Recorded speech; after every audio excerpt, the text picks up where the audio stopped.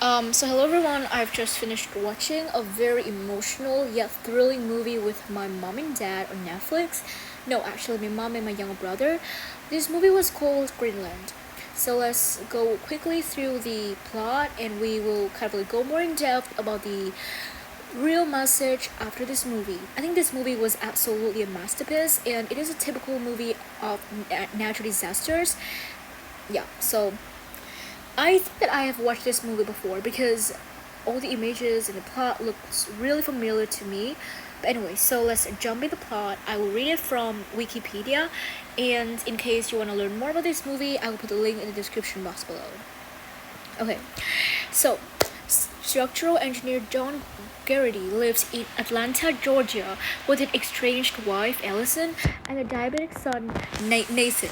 He returns home to watch the near-Earth passing of a recently discovered interstellar comet named Clark, along with his family and neighbors. While at the grocery store, John received an automated DHS message saying that he and his family have been selected for emergency sheltering.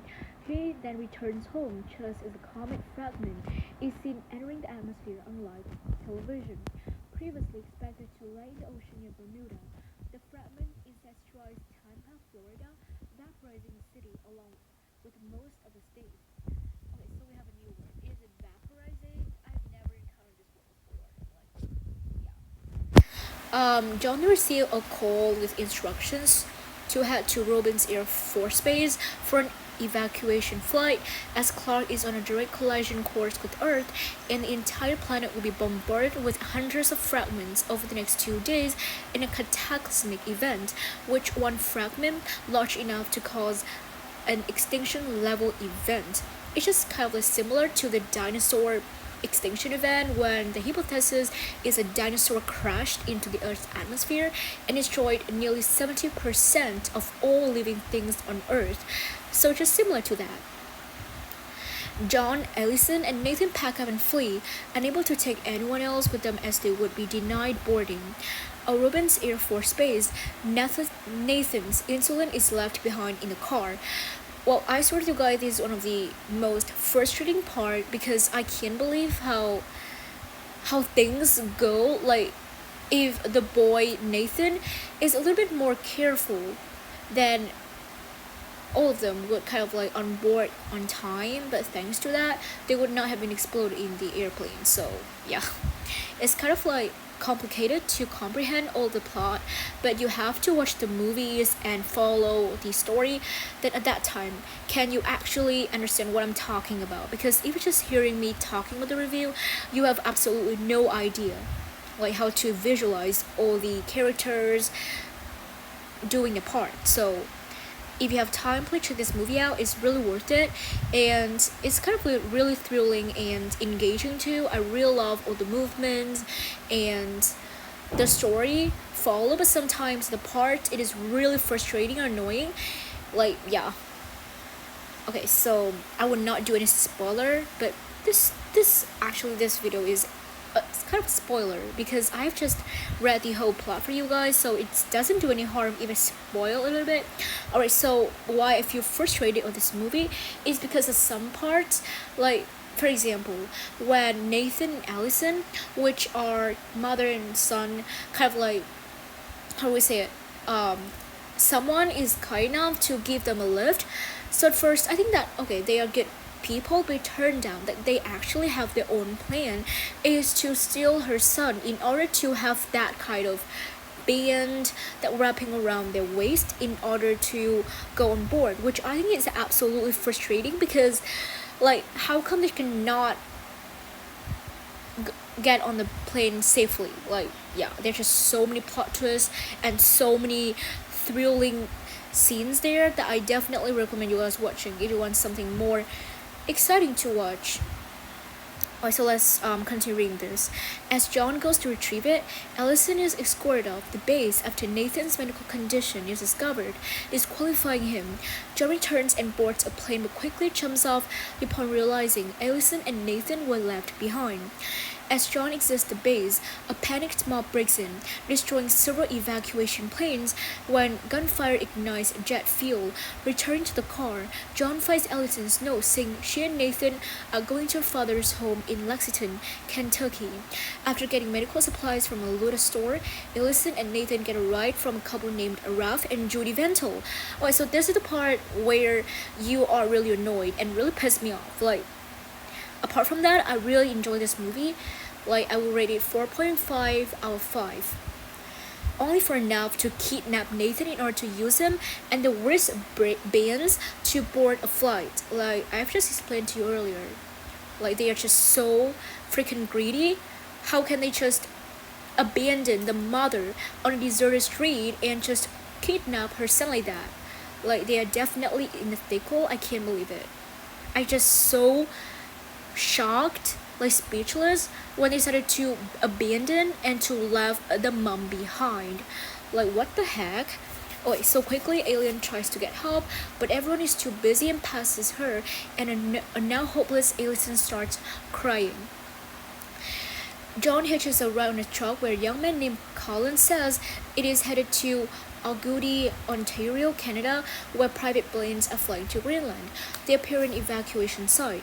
However, another man attempts to take John's wristband, causing the truck to crash and kill Colin, and John is forced to kill the man in self-defense.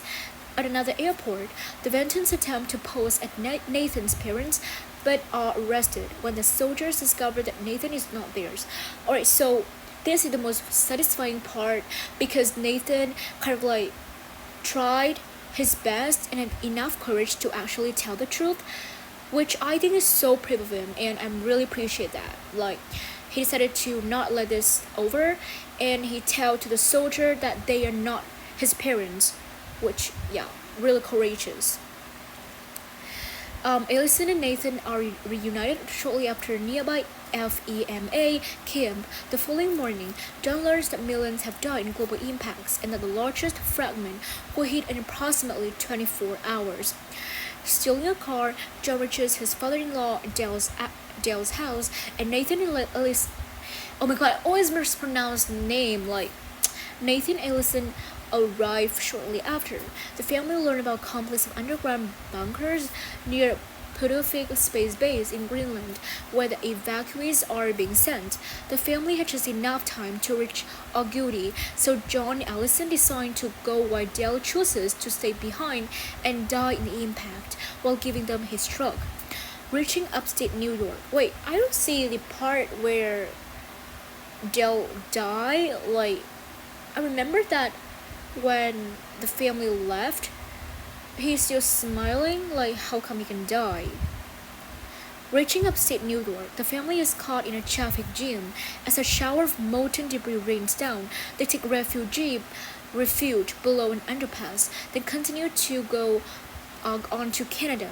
While making steady progress to Agouti, the family learns over the radio that Clark's largest fragment, which is 9 miles 14 kilometers wide, will hit Western Europe and destroy it. The family arrives at the Agouti airport. Wait, which part am I talking about?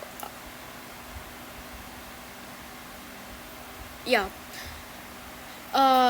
Barely in time to board that nice last flight out. As they reach Greenland, a comet fragment strikes off the coast, and the shockwave causes the plane to crash land, killing the pilots. Okay, so this is one of the most emotional parts, and it's so unfair. Like, the pilots are trying to rescue and trying to help all those residents and trying to help all these evacuees, so they didn't deserve at all to be die and to pass away like that. Like, I'm literally feel so unfair. Yeah, but okay, so continue reading. The Grady's and the rest of the passengers flagged a military truck and entered the bunker complex right as the largest fragment enters the atmosphere and hits, devastating civilization. So then the scene kind of flashes later to Nightman. The bunkers attempt to make radio contact with another potential survivors as various cities are shown in total ruin, including Sydney, Chicago, Paris, and Mexico City. The Gerties and other occupants exit the shelter to a radically changed landscape, and Greenland makes contact with other stations around the globe. All are relieved to hit each other and report that the atmosphere is finally clearing, giving the survivors the chance to rebuild.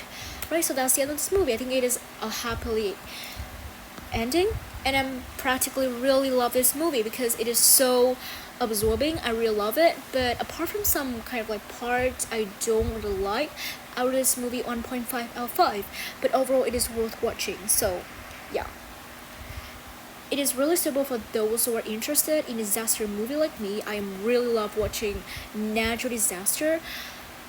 Well, of course I don't want it to happen, but I just love the way people deal with and kind of like get over all the challenges, and they try to be positive as possible when the natural disasters strike.